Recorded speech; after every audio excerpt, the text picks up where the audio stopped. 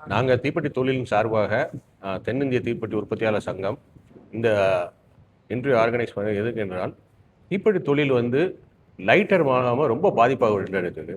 தீப்பெட்டி தொழில் ஆரம்பித்து நூற்றாண்டுகள் ஆகிவிட்டது. 1923 தீப்பெட்டி தொழில் சிவகாசியில் தொடங்கப்பட்டு இன்னைக்கு தென் தமிழ்நாடு, குடியாத்தம், காவேரிப்பட்டினம் அனைத்து 5 மாவட்டங்களிலும் பிரதான தொழிலாக உள்ளது. இதில் மேலும் பெண் தொழிலாளர்களே 80% வேலை பார்க்கின்றார்கள். இந்த தீப்பெட்டி தொழில் ஒரு பொருள் வந்து 100 ஆண்டுகள் தாண்டி வளர்ந்து இன்னைக்கு அந்த பொருள் இன்னைக்கு உற்பத்தியில் உள்ளது வந்து தீப்பெட்டி தொழில். அந்த தீப்பெட்டி தொழிலுக்கு பெரும் சவாலாக உள்ளது வந்து சிங்கிள் யூஸ் பிளாஸ்டிக் லைட்டர். இது வந்து மெஜாரிட்டி நம்ம சைனாலேருந்து இம்போர்ட் பண்ணி வரப்பட்டது. முதல் 20 ரூபாய்க்கு கீழ் உள்ள தடையை சென்ட்ரல் கவர்மெண்ட் தடை செய்திருந்தார்கள். அதற்கப்புறம் என்ன ஆகிட்டுனால், இங்கே லோக்கல் மேனுஃபேக்சரிங் ஸ்டார்ட் பண்ண உடனே அந்த பொருளின் விலையும் குறைந்து தரமும் குறைந்து விட்டது. அது வந்து சேஃப்டியிலும் காம்ப்ரமைஸ்ட் ஆகுது, பொல்யூஷனிலையும். சிங்கிள் யூஸ் பிளாஸ்டிக் லைட்டர் வந்து இயற்கைக்கு நம்ம மக்கும் பொருளாக இல்லாதனால அதுவும் பொல்யூஷனில் இருக்குது. அதனால் தீப்பெட்டி தொழிலுக்கு இப்போ சவாலாக இருக்கிறது இந்த சிங்கிள் யூஸ் பிளாஸ்டிக் லைட்டர். அது வேலை வாய்ப்புமே எந்த இதுக்கும் கொடுக்கல. அது வந்து இம்போர்ட்டடு வர்றதுனால வரியும் வந்து நாட்டுக்கு ஜிஎஸ்டி வரியும் கிடைக்கல, அந்நிய செலாவணியும் கிடைக்கல. ஏன்னா தீப்பெட்டி வந்து 400 கோடி வரைக்கும் எக்ஸ்போர்ட் இருக்குது. இப்போ 400 கோடிக்குள்ள எக்ஸ்போர்ட் வந்து பார்த்தீங்கன்னா 600 கோடியாக ஆவதற்கும் இப்போது சான்சஸ் நிறையா இருக்குது. பட் ஆனால் தொழிலோட பாதிப்பு வர்றதுனால தான் தீப்பெட்டி தொழில் முன்னேற்றம் அடைய முடியாமல் உள்ளது.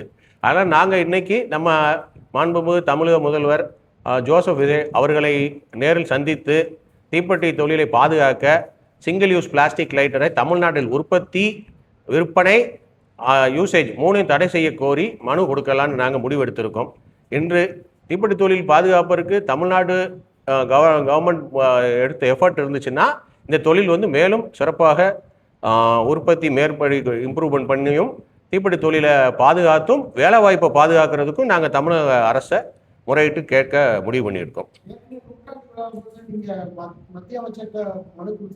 ஆமாம், சரி. அதை முதல்ல வந்து தீப்பெட்டி தொழில் நாங்கள் மனு கொடுக்கும்போது 20 ரூபா, தட் இஸ் மினிமம் எவாலுவேஷன் ப்ரைஸ்ன்னு போட்டு அந்த 20 ரூபாய்க்கு கீழே உள்ள லைட்டரை வந்து தடை செய்துட்டாங்க.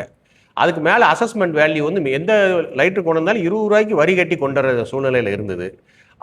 அது வந்தோடனே என்ன ஆயிடுச்சுன்னா திருப்பி ஸ்பேர் பார்ட்ஸாக வர ஆரம்பிச்சிச்சு. நாங்கள் திருப்பி ஒரு முறையிட்டு ஸ்பேர் பார்ட்ஸை தடை செய்ய சொல்லி கேட்டிருந்தோம்.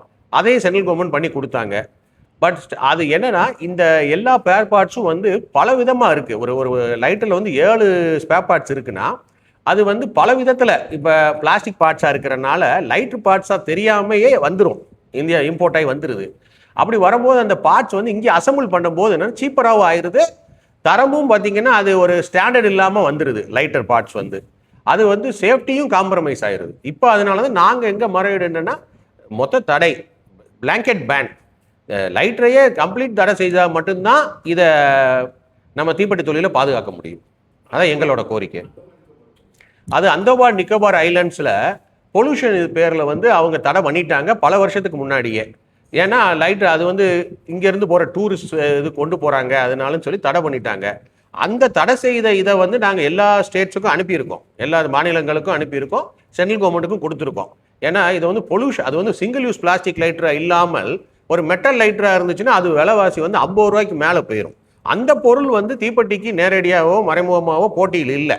இந்த 10 ரூபாய்க்கு கீழே உள்ள பொருளும் 10 ரூபா உள்ள பொருளும் தான் தீப்பெட்டி தொழிலுக்கு பெரிய சவாலாக உள்ளது. தீப்பெட்டி, அதாவது இந்த லைட்டர்னால உங்களுக்கு ஆண்டுக்கு எவ்வளவு உற்பத்தி பாதிக்கப்படும், அதை கொஞ்சம் சொல்லுங்க. அதை எப்படி வச்சு சொல்லணுமா? இப்போ தீப்பெட்டி வந்து நாங்கள் வந்து வருஷத்துக்கு செய்கிற இதில் வந்து ஒரு 25% வந்து லாஸ் ஆகுது லைட்டர்னால. அது வந்து கூடத்தான் போகுது. ஏன்னா யூசேஜ் வந்து கூட என்ன ஆச்சுன்னா இன்னும் லைட்டரு வந்து 40% கூட வந்துடும்.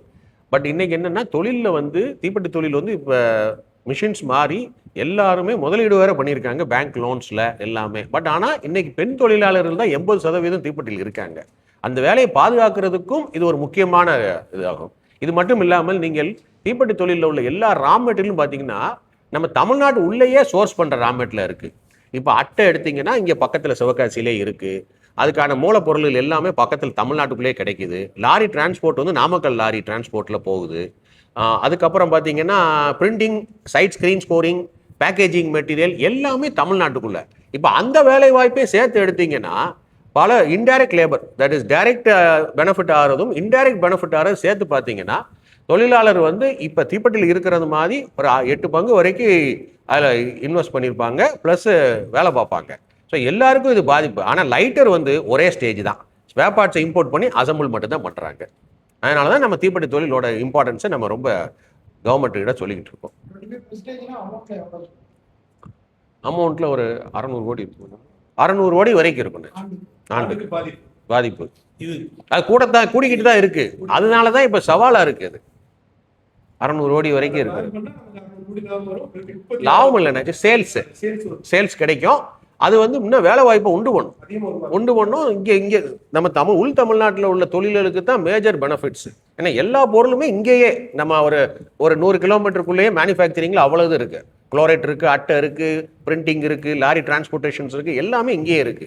ஆனால் தீப்பெட்டி தொழிலை பாதுகாக்கிறதுக்கு ஒரு தடை. அது நம்ம தமிழ்நாடு அரசை நாங்கள் முதல்ல அணுகி நம்ம லைட்டரை உற்பத்தி, சேல்ஸ் அண்ட் கம்ப்ளீட் பிளாங்கெட் பேனாக கேட்கணும்னு கோரிக்கை வைக்கணும்னு வச்சு.